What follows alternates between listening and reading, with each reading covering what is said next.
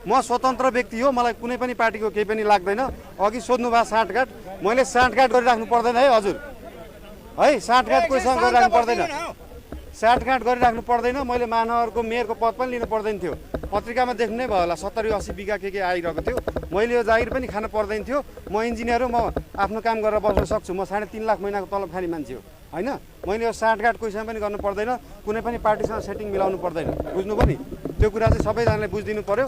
म स्वतन्त्र व्यक्ति हो, मलाई काम गर्न दिनु पर्यो। हप्ता दिनमा हुने काम एउटा छन्, 1 महिनामा हुने काम एउटा छन्, 6 महिनामा हुने काम तपाईँहरूको जनप्रतिनिधिलाई त्यहाँ मन्त्रालयमा कुरा गर्ने वातावरण सहज गरिदिने, त्यहाँनिर सम्झौता भएको, यो सम्झौता किन भएन गरिदिनु पर्यो भनेर म हिजो पनि गएको थिएँ त। हिजो गएर त थाहा भयो त। अब यो आज टेन्डर खुल्दैछ, एउटालाई टेन्डर पर्छ त्यो 12 किलोमिटरको बाटोको, अर्को सिस्टलको कुराहरू, यो त दबाब दिने हो नि त। आज पनि मैले सडक विभाग, विद्युत सबैलाई बोलाएको छु, समस्या समाधान गर्नलाई म लागि पर्ने हो।